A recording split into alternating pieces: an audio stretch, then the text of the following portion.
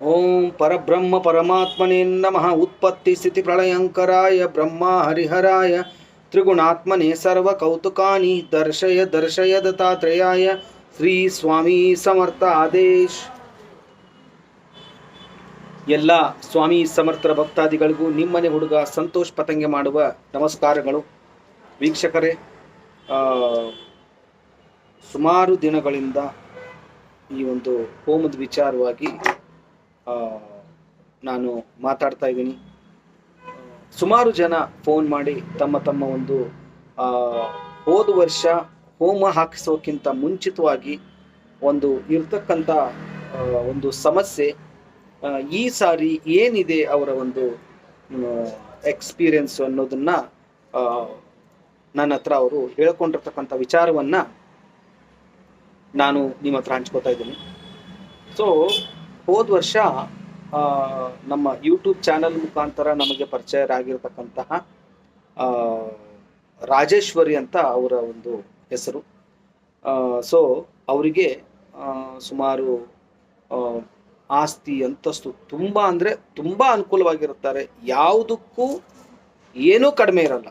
ಆದರೆ ಎಲ್ಲ ತಂದೆ ತಾಯಿಗೂ ಮಕ್ಕಳ ಚಿಂತೆ, ಅದು ನಾನು ಹೇಳಬೇಕಾಗಿಲ್ಲ, ಅದು ನಿಮಗೆ ಗೊತ್ತಿರೋದೆ. ಹೆಣ್ಣು ಮಕ್ಕಳಿರಲಿ ಗಂಡು ಮಕ್ಕಳಿರಲಿ. ಸೊ ಹೆಣ್ಣು ಮಕ್ಕಳಿದ್ರೆ ಒಳ್ಳೆ ಅಳಿಯ ಬರಲಿ ಅನ್ನೋ ಚಿಂತೆ. ಸೊ ಒಂದು ಕಡೆ ಗಂಡು ಮಕ್ಕಳಿದ್ರೆ ಒಳ್ಳೆ ಸೊಸೆ ಬರಲಪ್ಪ ನಮಗೆ ಅನ್ನೋದೊಂದು ಚಿಂತೆ. ಸೊ ಹೀಗಿರ್ಬೇಕಾದ್ರೆ ರಾಜೇಶ್ವರಿ ಅವರಿಗೆ 3 ಜನ ಮಕ್ಕಳು, ಅದರಲ್ಲಿ 2 ಗಂಡು ಮಕ್ಕಳು, ಒಬ್ಬಳು ಹೆಣ್ಣು. ಸೊ ರಾಜೇಶ್ವರಿ ಅವರ ದೊಡ್ಡ ಮಗನ ಹೆಸರು ಆನಂದ್ ಅಂತ. ಆನಂದ್ ಬಂದ್ಬಿಟ್ಟು ವೆಲ್ಲೇ ಸಂಪಾದನೆ ಇರುತ್ತೆ, ವೆಲ್ ಸೆಟಲ್ಡ್ ಇರ್ತಾನೆ, ಕೈಯಲ್ಲಿ ಜಾಬ್ ಇರುತ್ತೆ, ಬೆಂಗಳೂರಲ್ಲೇ ಕೆಲಸ. ಆದರೆ ಅವರ ಪ್ರಾಪರ್ಟಿ ಕೂಡ ಇದ್ರೂ ಸೊ ಮದುವೆ ಮಾಡಬೇಕು ಅಂತ ಹೋದಾಗ ಹೊಂದಾಣಿಕೆ ಆಗ್ತಾ ಇರಲ್ಲ. ಇವ್ರಿಗೆ ಸೆಟ್ ಆದರೆ ಅವ್ರಿಗೆ ಸೆಟ್ ಆಗಲ್ಲ, ಅವ್ರಿಗೆ ಸೆಟ್ ಆದರೆ ಇವ್ರಿಗೆ ಸೆಟ್ ಆಗಲ್ಲ. ಸೊ ಇಂಥ ಒಂದು ವಿಚಾರದಲ್ಲಿ ಹೋದ ವರ್ಷ ಒಂದು ಇದೇ ಸಮಯಕ್ಕೇನೆ ಗುರುಪೂರ್ಣಿಮೆ ಹತ್ತತ್ರ ಇದ್ದಾಗ ನಮ್ಮದು ಹೋದ ವರ್ಷ ಹೋಮ ಸ್ಟಾರ್ಟ್ ಆಗಿದೆ. ಸೊ ಆವಾಗ ನಮಗೆ ರಾಜೇಶ್ವರಿ ಅವರು ಫೋನ್ ಮಾಡ್ತಾರೆ. ಫೋನ್ ಮಾಡಿ, ಇಲ್ಲ ಸಂತೋಷಣ, ಸೊ ನನ್ನ ಮಗಂದು ಈ ಥರ ಸಮಸ್ಯೆ ಇದೆ, ಏನು ಮಾಡೋದು ನನಗೆ ಹೇಳ್ತಾರೆ. ನನ್ನ ಸಜೆಷನ್ ಹೇಳ್ತೀನಿ ಅವ್ರಿಗೆ, ಇಲ್ಲ ನೀವು ಹೋಮ ಹಾಕ್ಸಿ ಅಂತ. ಸೊ ಹೋಮ ಹಾಕ್ಸೋದು ಫೈನಲ್ ಆಗುತ್ತೆ. ಸೊ ಅವರು ಏನೇನು ಹೋಮಕ್ಕೆ ಸಂಬಂಧಪಟ್ಟಿರ್ತಕ್ಕಂಥ ಸಿಸ್ಟಮ್ ಇದೆಯೋ ಅದನ್ನೆಲ್ಲ ಕೂಡ ನಮಗೆ ಕಳಿಸ್ತಾರೆ ಪಾಪ. ಸೊ ಅದರ ಪ್ರಕಾರ ಸೊ ಆ ವಸ್ತುಗಳು ಬರ್ತವೆ, ಹೋಮನೂ ಮುಗಿದೋಗ್ಬಿಡುತ್ತೆ. ಹೋಮ ಮುಗಿದು ಸುಮಾರು 8 ತಿಂಗಳು ಆಗೋಗುತ್ತೆ. ಒಂದು ದಿವಸ ನಂಗೆ ಫೋನ್ ಮಾಡ್ತಾರೆ ಅವರು, ಇಲ್ಲ ಸಂತೋಷಣ,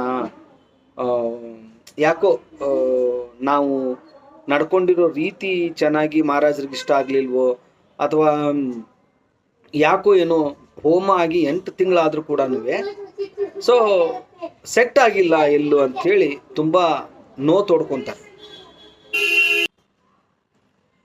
ಆ ನೋವನ್ನು ತೋಡ್ಕೊಂಡಾಗ ನನಗೂ ಎಲ್ಲೋ ಒಂಥರ ಬೇಜಾರಾಗುತ್ತೆ. ಏನಪ್ಪ ಇದು, ಯಾಕೋ ಈ ಥರ ಆಯಿತು ಅಂತ ತುಂಬಾ ನನಗೂ ಬೇಜಾರಾಗುತ್ತೆ. ಯಾಕಂತಂದರೆ ನಂಬಿಕೆ ವಿಶ್ವಾಸ ಮುರಿಬಾರ್ದು ಎಲ್ಲಿದ್ರು. ಅದು ಯಾವುದೇ ಪೂಜೆ ಮಾಡಿರಲಿ ನೀವು, ಆ ನಂಬಿಕೆ ವಿಶ್ವಾಸ ಮುರಿದಾಗ ಮನುಷ್ಯನಿಗೆ ತುಂಬ ದುಃಖ, ಸಂಕಟ, ನೋವಾಗುತ್ತೆ. ಅದಕ್ಕಂತೂ ಬೆಲೆನೇ ಕಟ್ಟಕ್ಕಾಗಲ್ಲ, ಅಂಥ ಒಂದು ಫೀಲಿಂಗ್ ಆಗುತ್ತೆ. ಒಂದು ಸೆಕೆಂಡ್ ಅವತ್ತು ಅವ್ರು ಹೇಳ್ತಾರೆ ಏನಂತ ಅಂತೇಳಿ, ಇಲ್ಲ ಸಂತೋಷಣ, ಆಸ್ತಿ ಅಂತಸ್ತಿಗೂ ನಾವು ಇರ್ತಕ್ಕಂಥ ಇದಕ್ಕೂ ಯಾವುದಕ್ಕೂ ಕೊರತೆ ಇಲ್ಲ, ಆದರೂ ಕೂಡ ಒಂದು ಮಹಾಲಕ್ಷ್ಮಿ ಅಂತ ಒಂದು ಸೊಸೆ ನಮ್ಮ ಮನೆಗೆ ಬಂದರೆ ಸಾಕು ಅಂತ. ಸೊ ಇಷ್ಟು ಇದು ಆಗುತ್ತೆ. ಸೊ ನನಗೆ ಫೋನ್ ಮಾಡಿ ಇಡ್ತಾರೆ. ನಾನು ಕೂಡ ಮಹಾರಾಜರ ಹತ್ರ ಅದನ್ನು ಪುನಃ ಸಂಕಲ್ಪ ಮಾಡ್ತೀನಿ. ಸಂಕಲ್ಪ ಆಗಿ 15 ದಿವಸಕ್ಕೆ ನನಗೊಂದು ಫೋನ್ ಮಾಡ್ತಾರೆ. ಇದು ನಡೆದು ಸುಮಾರು 4 ತಿಂಗಳಾಗೋಯ್ತು. ಸೊ ನಂಗೆ ಫೋನ್ ಮಾಡಿಬಿಟ್ಟು, ಇಲ್ಲ ಸಂತೋಷಣ, ಒಂದು ಕಡೆ ಹುಡುಗಿ ನೋಡ್ಕೊಂಡು ಬಂದಿದ್ದೀವಿ, ಬಹುಶಃ ಸೆಟ್ ಆಗೋ ಥರ ಕಾಣುತ್ತೆ. ಸೊ ಇಷ್ಟು ಆಗುತ್ತೆ. ಇಷ್ಟಾಗಿ 15 ದಿವಸಕ್ಕೆ ಎಂಗೇಜ್ಮೆಂಟ್ ಆಗೋಗುತ್ತೆ. ಎಂಗೇಜ್ಮೆಂಟ್ ಆಗಿ ವೀಕ್ಷಕರು ನೀವು ನಂಬಲ್ಲ, ಸುಮಾರು ಒಂದು 2 ತಿಂಗಳಾಯಿತು ಅವ್ರ ಮದುವೆಯಾಗಿ. ಸೊ ಇಲ್ಲಿ ಯಾಕೆ ಲೇಟ್ ಆಯಿತು ಅನ್ನೋದನ್ನ ಕಾನ್ಸೆಪ್ಟ್ ಹೇಳ್ತೀನಿ ನಿಮಗೆ. ಯಾಕೆ ಲೇಟ್ ಆಯಿತು? ಸೊ ಇಲ್ಲಿ ಹುಡುಗಿ ಬಂದ್ಬಿಟ್ಟು ಅಮೇರಿಕಾದಲ್ಲಿ ಅವರ ತಂದೆ ತಾಯಿ ಇರೋ ಕಾರಣಾಂತರವಾಗಿ ಅವರು ಅಲ್ಲಿರ್ತಾರೆ. ಅಮೇರಿಕಾದಲ್ಲಿದ್ದರೂ ಕೂಡ ಸಂಪೂರ್ಣವಾಗಿ ಹಿಂದೂ ಸಂಸ್ಕೃತಿಯನ್ನ ಪಾರಂಗತ ಮಾಡಿರ್ತಕ್ಕಂಥ ಒಂದು ಹೆಣ್ಮಗಳು. ಸೊ ಅವಳು ಇಂಡಿಯಾಗೆ ಅವರ ತಂದೆ ತಾಯಿ ರಿಟರ್ನ್ ಇಂಡಿಯಾದಲ್ಲೇ ಸೆಟ್ಲ್ ಆಗೋಣ ಅಂತೇಳಿ ಬರ್ತಾರೆ. ಬಂದ ಮೇಲೆ ಈ ಅಂದರೆ ವಧುವರರ ಸಮ್ಮೇಳನ ಅಂತ ಅವರ ಕಾಸ್ಟಲ್ಲಿ ಇರುತ್ತೆ. ಆ ವಧುವರರ ಸಮ್ಮೇಳನಕ್ಕೆ ಆ ಹುಡುಗಿನೂ ಬಂದಿರುತ್ತೆ, ಇವರು ಹೋಗಿರ್ತಾರೆ. ಸೊ ಇವರು ಅವ್ರಿಗಿಷ್ಟ ಆಗ್ತಾರೆ, ಅವ್ರು ಇವ್ರಿಗಿಷ್ಟ ಆಗ್ತಾರೆ. ಸೊ ಜಸ್ಟ್ ಒಂದು 2 ಮಂತ್ಸಲ್ಲಿ ಮದುವೆ ಆಗೋಗ್ತಾರೆ. ನೋಡಿ, ಅವರ ಹಣೆ ಬರಹದಲ್ಲಿ ಅದೇ ಹುಡುಗಿ ಇದೆ. ಬಟ್ ರಾಜಶ್ರೀ ಅವರು ಮಾತಾಡಿರ್ತಕ್ಕಂಥ ಮಾತು ಆ ಕ್ಷಣಕ್ಕೆ ನನಗೂ ಕೂಡ ನೋವಾಗೋಯ್ತು. ಸೊ ಅಲ್ಲಿ ತಾಳ್ಮೆ ಅನ್ನೋದು ಇರಲೇಬೇಕು. ತಾಳ್ಮೆ ಅನ್ನೋದಿಲ್ಲ ಅಂತಂದ್ರೆ ಅದು ವ್ಯರ್ಥ ಪ್ರಯತ್ನ.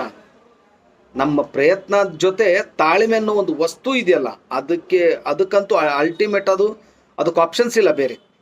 ಸೊ ಹೀಗಿರುವಾಗ ಏನಾಗೋಗ್ಬಿಡುತ್ತೆ, ಅಲ್ಲಿ ಮದುವೆ ಆಗುತ್ತೆ.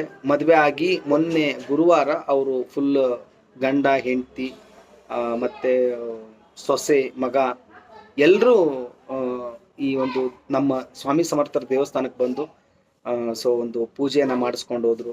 ಖಂಡಿತವಾಗಿಯೂ ಸೊ ಮದುವೆ ಆದಮೇಲೆ ಮಕ್ಕಳು.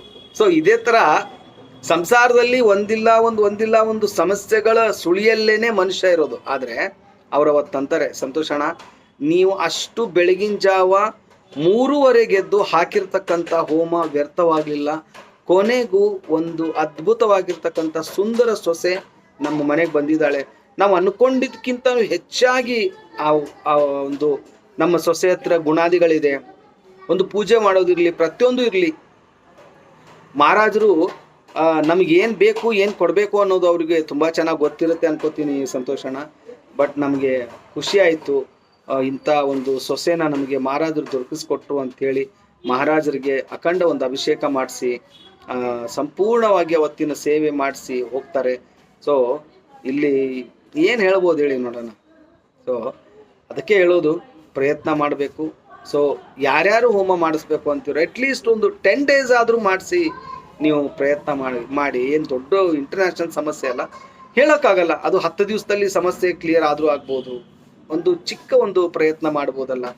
ಮತ್ತು ಪ್ರತಿ ದಿವಸ ನಮ್ಮ ಹೋಮದ ವಿಡಿಯೋನ ನಾನು ಮೊಬೈಲ್ಗೆ ಇದಕ್ಕೆ ವಾಟ್ಸಪ್ಗೆ ಆಗಲಿ ಅಪ್ಲೋಡ್ ಮಾಡ್ತೀನಿ. ನೀವು ಅದನ್ನು ಕೂಡ ನೋಡಿ ಅಂತ ಹೇಳ್ತಾ ಇಲ್ಲಿಗೆ ಈ ಒಂದು ವಿಡಿಯೋನ ಮುಗಿಸ್ತಾ ಇದ್ದೀನಿ. ಮತ್ತೆ ಒಂದು ಹೊಸ ಕತೆ ತೊಗೊಂಡು ನಿಮ್ಮ ಮುಂದೆ ಬರ್ತೀನಿ. ಅಲ್ಲಿವರೆಗೂ ಶ್ರೀ ಸ್ವಾಮಿ ಸಮರ್ಥ. ಜೈ ಜೈ ಸ್ವಾಮಿ ಸಮರ್ಥ.